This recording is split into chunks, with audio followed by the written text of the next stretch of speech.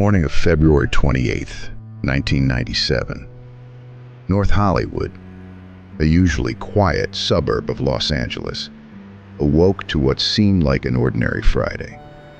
But within hours, it would become the scene of one of the most intense and transformative police shootouts in American history.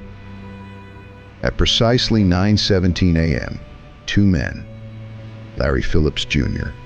and Emil Mata, stepped out of a white vehicle, calmly strapped into full body armor from neck to toe, and walked into a Bank of America branch on Laurel Canyon Boulevard. This wasn't a spontaneous act of desperation.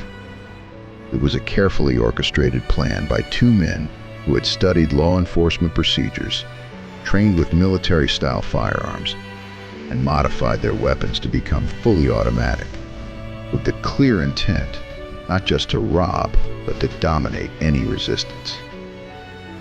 Armed with AK-47s, Bushmaster rifles, handguns, smoke bombs, and over 3,000 rounds of ammunition, they began what was supposed to be a quick, high-reward operation. Inside the bank, they fired into the ceiling, barked commands, and moved with cold, tactical precision as they 47 staff to open vaults and safes, attempting to collect as much cash as possible.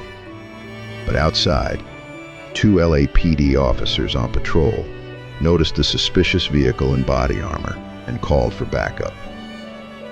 Within minutes, multiple units surrounded the bank. What happened next would be broadcast live across the nation as the two robbers exited the bank and were immediately engaged in a firefight with police. For the next 44 minutes, the streets of North Hollywood turned into a war zone. The LAPD found themselves drastically outgunned. Most officers carried only pistols or shotguns, which were completely ineffective against the robbers' heavy armor.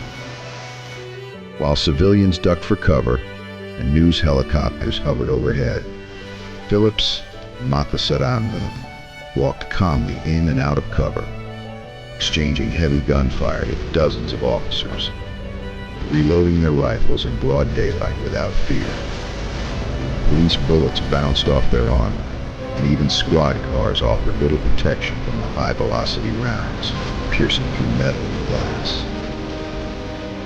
Realizing the severity of the situation, officers took the unprecedented step of borrowing AR-15 rifles from a nearby gun store in a desperate attempt to match the robbers' firepower.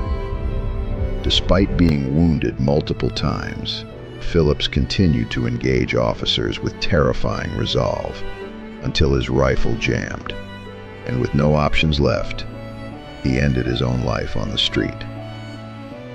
Mata, attempting to flee in their getaway car, was quickly immobilized as police had already shot out the tires.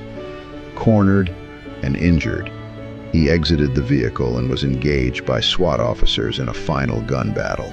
But this was more than a robbery gone wrong. It was a national wake-up call. The incident exposed deep vulnerabilities in police preparedness and sparked immediate changes across law enforcement agencies in the United States. Departments began issuing more advanced rifles, heavier armor, and specialized training to handle high-risk, high-firepower confrontations. The North Hollywood Shootout, watched by millions in real time, marked a pivotal moment in American policing, where the traditional methods of law enforcement were no longer sufficient for a world where criminals could outgun the very people meant to stop them.